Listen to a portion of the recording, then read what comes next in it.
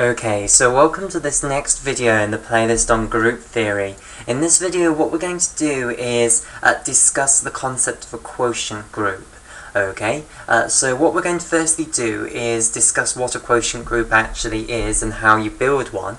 Okay, and then what we'll move on to is looking at an example of a quotient group.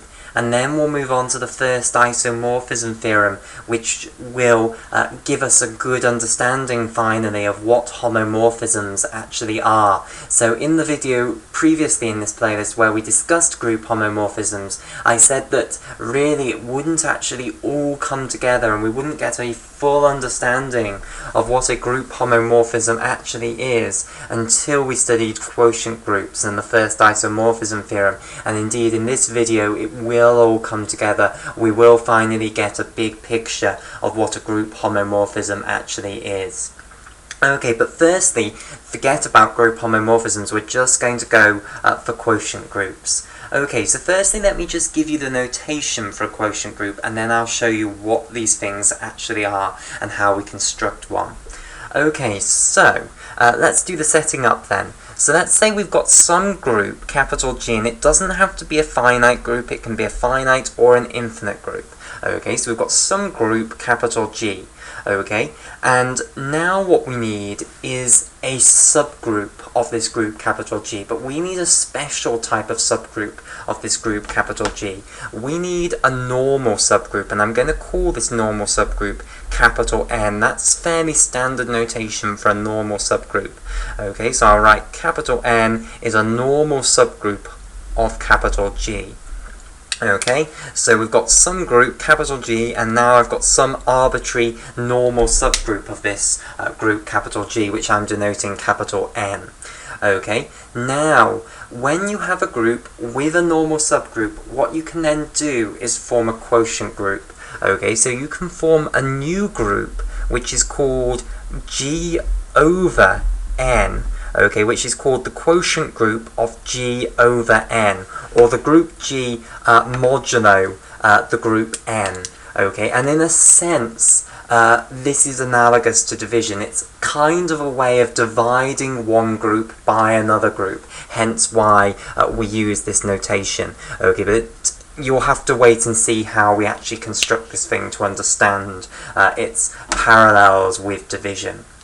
Okay, right, so we are in some sense going to divide one group, capital G, by another group, a subgroup within that group, which is this normal subgroup, and it must be a normal subgroup. This doesn't work for a non-normal subgroup, so just for an arbitrary subgroup. It must be a normal subgroup, and you'll see why later on. Okay, and this thing that we're going to construct, and I know I haven't actually shown you how to construct this yet, I've just given you the notation for it at the moment. This is actually going to end up being a group in its own right. Okay, so it's called the quotient group of the group capital G by the group capital N, basically, or G divided by N if you like. Right, so that's the notation for this. Now let me just remind you of the definition of a normal subgroup, because that's going to be essential here. That's going to be really, really important. So remember, a normal subgroup is a subgroup. Okay, so it's a subset of all the elements in the group capital G, such that when you put the inherited composition law on that subset with that inherited composition law forms a group in its own right. The added property that it has, okay, is that it is stable under conjugation by any element of the group. Okay, so if I draw a picture for this, let's say this is our larger group, capital G here. Okay, and we're going to have a lot of pictures like this in this video. And let's say this here is our subgroup, capital N here. So let's colour things in. So this subset of capital G here, that's now highlighted in blue, that's representing our normal subgroup, capital N. And then the entire thing, which I'm now circling in red here, this is the larger group, capital G. Okay, now, for this subgroup here, capital N, to be a normal subgroup, what it means is that if you pick any element of the normal subgroup, okay, so for all little n is an element of the normal subgroup, so pick any element you like of that normal subgroup, and pick any element you like of the larger group. So let's have any little g is an element of capital G. Now you could pick little g so that it was also in the normal subgroup, okay, but more arbitrary, you might end up picking it outside of the subgroup, but it can be any element of the group. Okay, so for all little n is an element of the normal subgroup, okay, here's little n, and for all little g is an element of the larger group, it is the case that if you conjugate the element little n by this element little g, you get another element in the normal subgroup. Okay, so g, n, g inverse, the conjugate of this little element little n by this element little g, whatever the answer to that is, it has to be an element of the normal subgroup. So it's somewhere within this portion that is coloured in blue. And this is not true of all subgroups. Okay, so there are examples of subgroups of groups that are not normal, that are not stable under conjugation, where this answer will end up being outside of the subgroup, basically. Okay, so that's why we say that the normal subgroup is stable under conjugation by the elements of the group. It means that if you take any element of the normal subgroup and conjugate it by any element of the group, you'll get another element back in the normal subgroup. So you always stay within the normal subgroup. Conjugation is stable, basically. You won't end up going outside of the normal subgroup. Okay, right, so that's a very, very important definition which we're going to use a lot in this video. Okay, right, so there's the notation then. Let's see actually how we go about constructing this thing. So all we've said now is that we have a group with a normal subgroup, and now we're going to construct something called the quotient group of g by n. Okay, so how are we actually going to do this? Okay, well, what we're going to do is use a concept that we explored in the previous video in this playlist on group theory, which is the concept of cosets, and the concept that you can use the cosets of a subgroup to partition up the larger group. Now, there was an important theorem in the previous video entitled Cosets and Lagrange's theorem, which was that if we are dealing with a normal subgroup, then the left and right cosets by an element, let's say a little a, will be the same thing, i.e. that the left coset of this normal subgroup capital N under an element little a will actually end up being the same as the right coset of this normal subgroup capital N under an element little a. Remember that that is not going to be true if this subgroup that we are taking the cosets of is not a normal subgroup. But for a normal subgroup, left and right cosets are the same.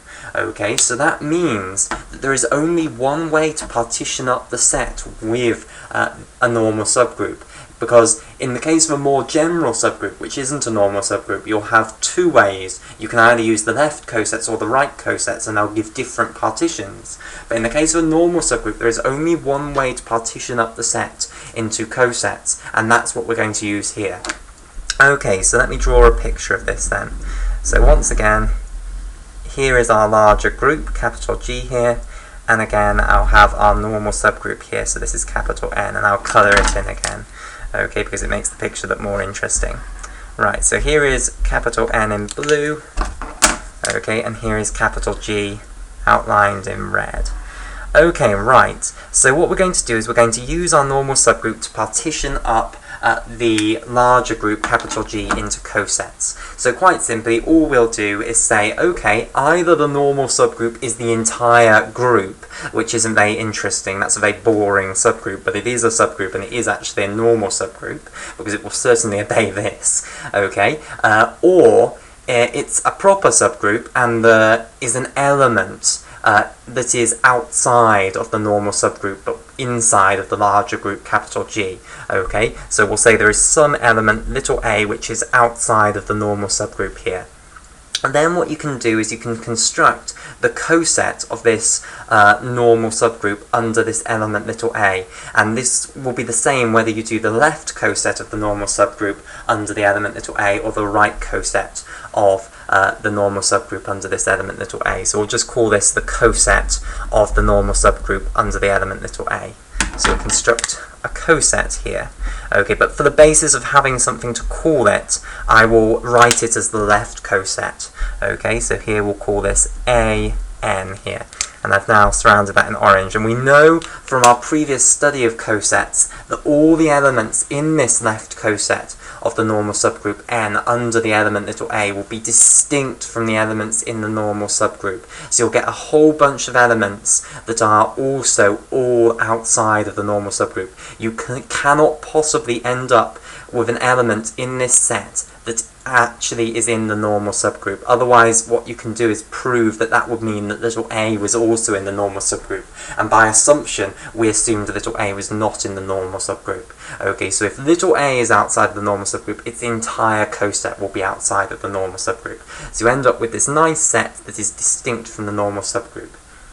Okay, and then you continue on, you say, okay, either the normal subgroup plus this new coset that I've generated here, together they make the entire group, or there is another element that is outside of both of them. Okay, and let's say there is. So we'll have another element here, little b, which is outside of both of these things. And now what we can do is we can generate its coset of the normal subgroup n, which we'll call bn here. Okay, and again you'll get a whole subset of the group capital G of elements, and all of these elements will be distinct not only from the normal subgroup but now also from this coset of the normal subgroup under the element little a. Okay, so again a totally distinct subset basically.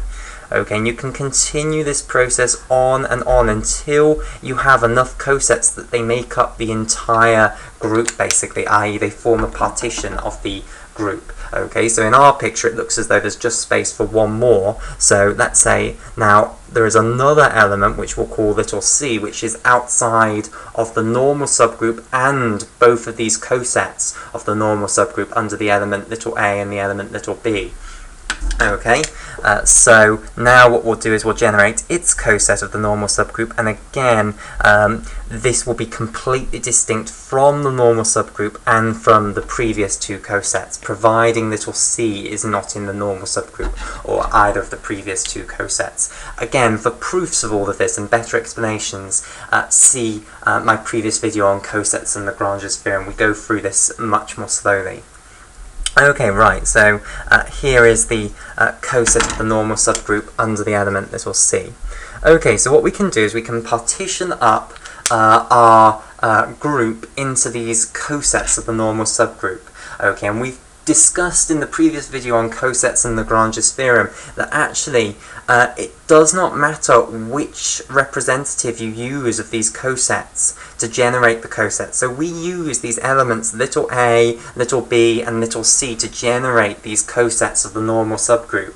Okay, but in fact you could have used any element you like within these cosets to generate them. Okay, so if you picked another element, let's say in this orange coset here, and generated the coset of the normal subgroup under that element rather than the element little a, it would have generated the exact same coset, and that's true for every element in this coset and also for all of these different cosets. So it did not matter that we chose these elements little a, little b, little c. So you'll remember that as I was doing this process, I had to pick arbitrary elements little a, little b, little c. It does not matter which ones you pick. You would end up partitioning the set in exactly the same way, and it's because of the fact that all of the elements in these cosets generate the exact same cosets. So if you picked different elements when you were constructing this partition, it wouldn't have mattered. You'd have ended up with the exact same partition of this set, basically.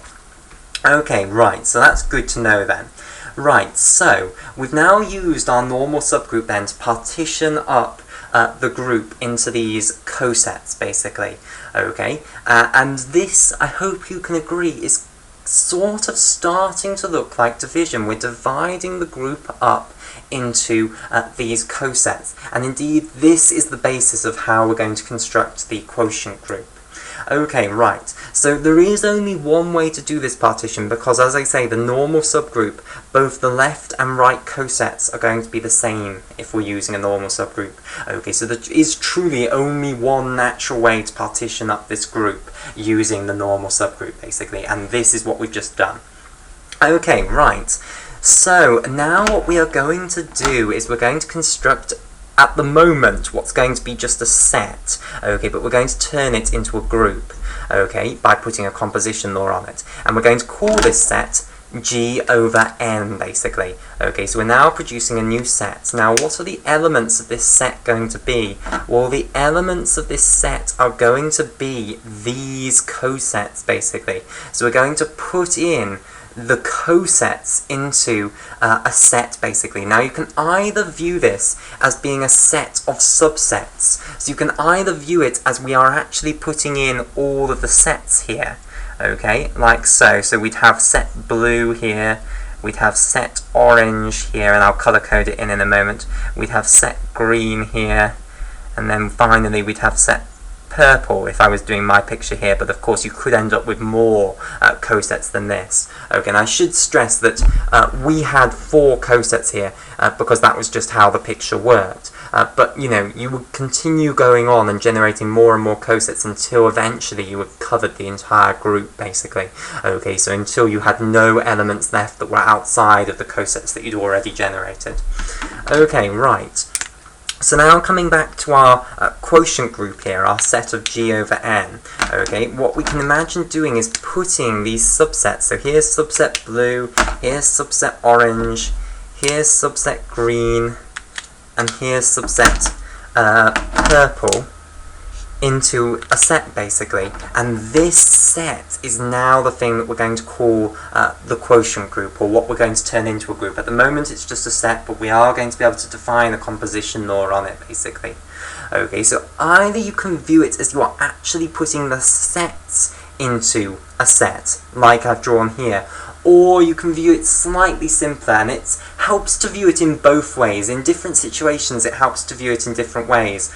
Or you can view it as we will give these sets names, i.e. symbols to represent them, and we'll put those symbols into the set, rather than actually putting the full set into the set. Okay, because if we do it this way, the elements of the group will actually be sets themselves, so we'll be defining a composition law on sets. And there's no reason you can't do that. You can do it, it just might be a bit conceptually more difficult. Okay, but as I say, there's good reasons to flip between the two ways of thinking, and they are exactly the same in reality.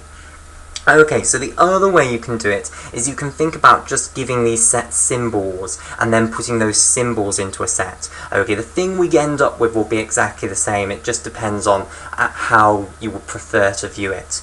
Okay, right, so now what we need to do is give these things symbols. So there is a common notation that people use for cosets in this way, and we're going to abandon this notation up here and go over to this other notation that people use. So the way people will often notate these cosets is they will take some arbitrary element within the coset, which they'll call a representative, and then they put a bar over it. Okay, so let's start with the normal subgroup here. Okay, the element, the sort of classical element that you would take from here is the identity element, because the normal subgroup has to contain the identity elements. This is where the identity of the group is in. It's not in any of these other ones over here, it's always within the normal subgroup. And the identity element is a very, very special element, so it absolutely makes sense to use the identity as the representative of the normal subgroup. So we will now call this blue set here, okay, we will call it the identity bar. Okay, so this means the coset that the identity is in. And there's another piece of notation people use, or another name people use, another piece of nomenclature. Okay, we can also, and people often do also, call these cosets equivalence classes, because we're really now going to say, okay, forget that there's loads of elements in these. We are going to view them as just one mathematical entity now. We're going to sort of contract them down and just demote them all, basically, to just being represented by a single symbol, as we have here. So we're kind of all crushing them together into one blob rather than loads of little blobs. So at the moment there's loads of little elements in here. We're kind of condensing it all down and saying, no, we're going to think of that as one mathematical object now. Okay, and that's the mathematical object that we're going to have in this new set here. Okay. So some people will call this the equivalence class that contains the identity element, or you can call it the coset that contains the identity element. And the reason people call it an equivalence class is we're kind of making all of the elements in this coset equivalent to one another now. We're saying, okay, we're not going to view them separately anymore, we're going to make them all equivalent to one another, we're going to have one symbol to represent them all. Okay, right, but essentially the representative that you choose is arbitrary. The most sensible representative to choose in this case is the identity, but there's nothing stopping you using some other representative from the normal subgroup and just putting a bar over that. Okay, so this is how we're going to name these equivalence classes or cosets. Basically, you take a representative from it and you put a bar over it, and that just means the coset or equivalence class that contains this element, basically. Okay, so E bar is our blue set. To go with these ones as well, to use the same notation for these, we'd call the orange coset here, we'd need again to take a representative from this coset basically, and then put a bar over it, and that would represent the equivalence class that contains this element. So the obvious one is just to use the one that we've been using all along. So we'll use the element little a here, and we'll put a bar over it. So that just means the coset that contains the element little a. But I will stress again that little a is just an arbitrary element in this coset. You can pick whichever one you like. Okay, so that means, well, that's the disadvantage to this notation, that there's so many different names for the same equivalence class, basically, because there are potentially a lot of different representatives of the equivalence class that you can use. Okay, when we do an example later on of a quotient group, you'll see that often it's very obvious which representative to use. Okay, right, and this one we will use the representative B, and we'll call it B bar. Okay, and finally this one will use the representative C, which we've already named, and we'll call this C bar. Okay, so the other way then that you could view this quotient group of G over N is you could just view it as putting these symbols into a set, basically, these symbols which we are now using to denote these equivalence classes or cosets. Okay, so we put E bar in, we put A bar in, we put B bar in, and we put C bar in. Okay, so you can view it either way. Okay, you can either think about giving these subsets names, new symbols, and putting those symbols into a set, and you're now going to define the composition law on these symbols, or you can view it as you are actually putting the entire subset into a set, and you're going to then define the composition law on this set of subsets. Okay, now there's no reason you can't do that. These are mathematical entities. You can define a composition law. Yes, the composition table will look very odd because the rows and columns will now have as their titles whole sets. Okay, but there's no reason that you can't do that. Okay, just to make it look simpler, we will just go with giving them symbols, new symbols to represent these subsets, and then we'll have a more normal looking composition table. Okay, right, so we've now constructed this set then of symbols where each of these symbols represents a coset or equivalence class of this group capital G. Okay, in the next video what we will see is how we can actually turn this into a group. Okay, at the moment it's just a set of symbols. Okay, we need to define a composition law on this set of symbols, and we will see how to do that in the next video.